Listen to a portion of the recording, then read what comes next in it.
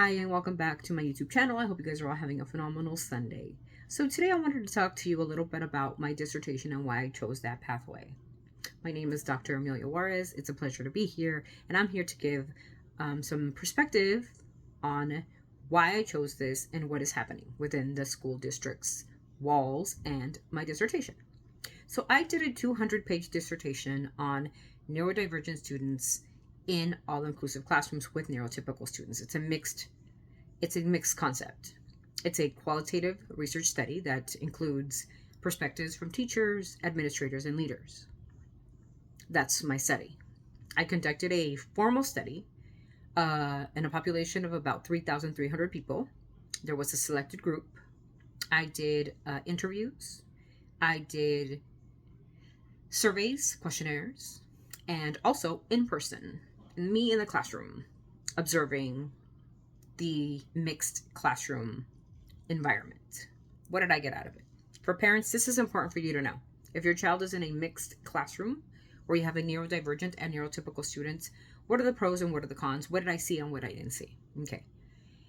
The pros are we have that social interaction, right? The neurotypical with the neurodivergent. That's good. The problem is how things are treated inside the walls of this classroom. So if a neurodivergent student acts out, spits, screams, throws himself on the floor, throws something at another student, sensory issues, sensory overloads, tantrums, screams, whatever, that student gets automatically removed from the classroom. What's the problem with that? It's called segregation or segregating. Segregation stopped a long time ago. According to Martin Luther King, segregation was the problem back in the 1960s. That stopped. When the Disabilities Act happened in 76, there was supposed to be a change in Congress, a change in a lot of things. When Barack Obama signed ESA into effect, there was supposed to be changes. Again, changing the narrative, making sure that Every Child Succeeds Act, right? The ESA Act. What I saw was completely different. I saw the same exact thing that I saw 13 years ago when I was a nobody in an Albuquerque school, where my daughter was placed in a classroom of 5 that are neurodivergent students that were still being segregated. They were put in a box and babysat for 6 hours, 7 hours, 8 hours. This classroom was set different. Their dynamics were set different. The curriculum is different because it's every child has a certain curriculum. Curriculum is important. But the neurodivergence curriculum was very modified, which is important. We have to see every child individually. But having the same amount of tantrums as if they were not in a mixed classroom. So what's happening? Not enough help, not enough training, and that's one of the themes that I did get. I have 4 themes. One was training, teacher training. Second was not enough modifications inside the classroom. Third was leadership time, not to be able to go in and check and see what's going on. And fourth, policies and procedures. Nothing was being followed. So if you're in a ratio of class of 10 students, right, 2 of them being neurodivergent, 8 of them being neurotypical, you have to have at least 2 people in there to serve the neurodivergent needs. On the contrary, it's 1 teacher with a volunteer or so, but not getting enough attention and training to understand the behavior, stop the behavior, and bring the child back. On the contrary, it was taking the student, having the tantrum, and escorting him out to the principal's office for the next 6 hours. That's what I saw. That's what I've seen. What has changed from 2013 2006 actually, or 2006 to 2008 per se, in that time when Barack Obama was in office. What really has changed? What changed when George Bush came in office? Right? What changed then? Nothing. The only thing that changed was they're trying out these classrooms in different epochs or different time frames to see what works and what doesn't. Now it's 2024. We're not back with George Bush and his act that he did, right?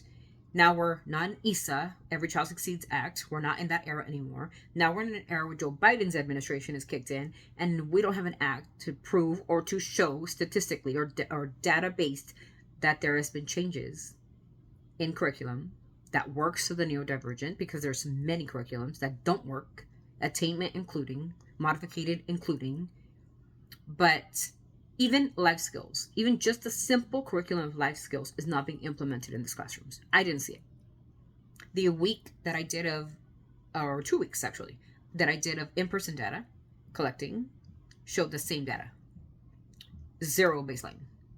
There was either a tantrum or something that happened with the 2 students that were in there that absolutely floored me, because I'm like, okay, so what do you do when something like this happens? Well, I don't have enough help. I don't know what to do when something like that happens. I don't have the training. You could try to calm the student down, but the most appropriate thing to do would be, because the parents are going to get mad at me because their neurotypical students are in this classroom too. We got to take them into accountability. So it's easier to remove the 2 that don't belong and keep the 8 that do belong, and they have a normal class day. What's wrong with that? 50 million things is wrong with that. So my students, the 2, the neurodivergents, aren't getting any education. On the contrary, they're getting escorted out. So the other 8 that are doing well can get their education. So how does ESA step in?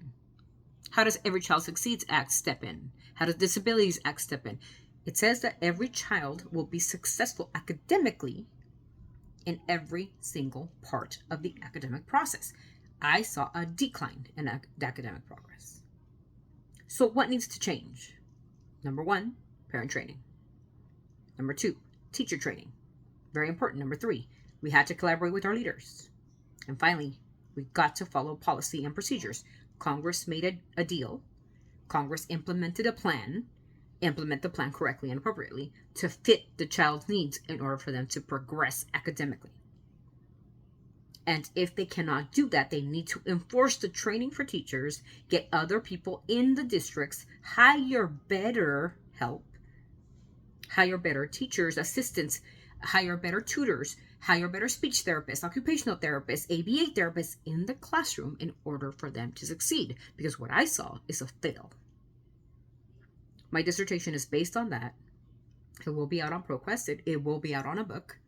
You will be able to see it at every single university, including Yale, including Harvard, including Texas State. Any university, my dissertation will be in there for you to read if you have access to ProQuest or ecosystems, or however you guys want to do it through the universities. And you could see the amount of frustrations teachers have and continue to have because these children don't thrive. They're getting certificates, the ones that are mild to moderate. I'm not talking about the ones that are highly functional, because they're fine. Their social inabilities, they get some counseling. Most of the time, about 60 to 65% of the time, they actually do very well. We're talking about mild autism, or we're talking about mild OCD, or we're talking about mild Asperger's. I'm talking about the moderate to severe. I'm talking about the 3rd level. I'm talking about the ones that can't speak, that are nonverbal, that have the behaviors. That's who I decided to pick to see what they would do in an all-inclusive. To me, it was an absolute fail. I feel we are not anywhere close to where we're supposed to be. As parents, we need to speak up for that. As educators, as leaders, and say enough with this junk that you're trying to throw at our children by just babysitting them. And when they act out, we kick them out because that's the best solution. Is that the best solution? When one of our children that is not neurodivergent, let's say he's not, and he decides to interrupt the teacher, should we kick him out too? Do those kids need to be kicked out? Mental health is important, you guys. Neurodivergent students have capabilities that you have no aware of how perfect and healthy they really are. If they're into art, keep that and use that as a motivator. If they're into Legos, let that be part of their curriculum. They're learning to stack, they're learning to count, they're learning so many things instead of just learning the ABCs. I understand that the ABC implementation is to open up their language. I get that. I've been told that by a bunch of therapists. My daughter is 16 years old and she's still unable to get away from the ukulele, the repetitive language. Why aren't they focusing on that? Why are they so super focused on the ABCs and the 1, 2, 3s when they could help her bring down that ability to continue with that ukulele, the repetitive speech. In the contrary, they're not working on that. They want her to learn her ABCs. They want her to learn to speak words that she can't do. Now I'm in this position, which I just requested an emergency IEP last Monday, and I get what I want. I want Legos. They look like toys, but they're not. They work the mind. Like a puzzle piece. Put it together. Keep them focused, right? I want putty, to be able to stretch, use your core muscles for your hands. Many of these children don't use their core muscles because they never really use their hands. They can't write, right? They need things that are appropriate for the way they learn and how we can teach them. And it's important. And every child is an individual, so every child will work differently. Some like Legos, some don't. Some want to work with dolls. Dolls have anatomy. Learning the human body. Even to us, it's a toy. To them, it's anatomy. Where are the eyes at? Point at it. Where's the nose at? Where's the mouth? Things that are so simple that are being denied at the schools because they feel that, oh, well, that's a toy. No. Autistics, children that have severe disabilities, mental disabilities, do not understand that concept of toy versus academic progress and how it can help them in the future. Tip of the day is this. I wrote a whole dissertation, and I totally will fail this school that I did the dissertation on. And that's in my county. I want to work with other schools to see what their programs look like and me be involved in that district to see. But as far as I'm concerned, this school did fail miserably. And I'm in awe because supposedly they're one of the best of the best. But it failed miserably. Miserably. And this is like top-notch schools in my county. But what I saw is an F grade school.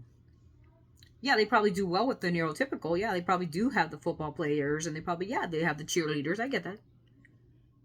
But there's also a high percentage of neurodivergent students in that school that you guys need. This school needs to absolutely help progress academically. Stop fooling around with me because you're not going to get there with me. And I will go on to other districts to propose a sit-in because I would like to understand what their dynamics are, what their curriculum looks like. How are they helping? And if it's the same, segregating students because they act out, then we know we're failing as a society and we're failing the students. And we have to go back to Congress and we have to go back to talk to the Secretary of Education because we're going nowhere. Tip of the day, you got to see what they're doing for your neurodivergence. And yes, I understand that there are some neurotypical parents that are concerned that neurodivergent students are interrupting with their child's education. Just remember this, and this is the tip of the day. Those neurodivergent students that are in the classroom will be out there in society one day. And they're so smart, they might one day just maybe, will interact with your child out there. We as parents need to educate our neurotypical to understand these students and help them out there. They'll be needed. At any job, you're going to see them. If you become a doctor, you're going to meet them. If you become a lawyer, you're going to see them. So understand that whatever you're teaching, especially, and this is for parents that are for neurotypicals, learn to be accepting and respectful of others because you don't know what's out there. We need to help each other grow and help each other, be empathetic towards each other, and be a good society as it's all going downhill, as we know. So that's the tip of the day. We've got to be mindful, we've got to be respectful, and we've got to be understanding. Whether you are the mother of a neurotypical or the mother of a neurodivergent, we got to understand both sides. Bottom line is, nothing is going as it's supposed to go, according to my study. Teachers are frustrated, they're angry. We need to help those teachers because we're losing a lot of teachers. Teacher retention is awful. Why are we losing them? Not enough training. Let's get to these, meetings. Let's get to these PTA meetings. Let's get to these school meetings where we could say, what training are you giving these teachers for my neurodivergent student? What training are you giving her assistants?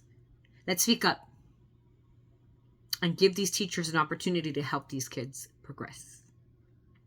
I want to thank you guys for being on today's podcast. I would love to have input on what you guys think. It is a new channel, so I understand I'm fairly new. I just got onto this about 3 weeks ago, but I would like some input. Give me some of your stories. Let me write about them. Let me talk about them on this platform. That's what the platform is for. I want to hear your stories. I told you mine with my daughter. I'll tell you more as we go on and progress through this channel. But I want to know, one day there will be a live and I will be on here to answer any questions as far as what I do.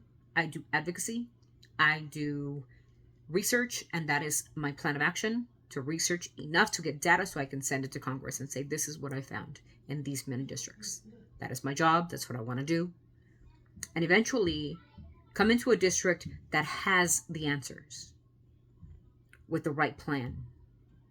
And I want to see student progression, not student regression. So that is the end of my video, you guys. I really appreciate you guys being here. Remember, this is for educational purposes only. Praising God for another day. And I want to thank you guys for being here. Thank you for all the new subscribers. It's really appreciated. So have a good day. God bless. And again, respectful, kind, and empathetic. Always to everyone. Bye-bye.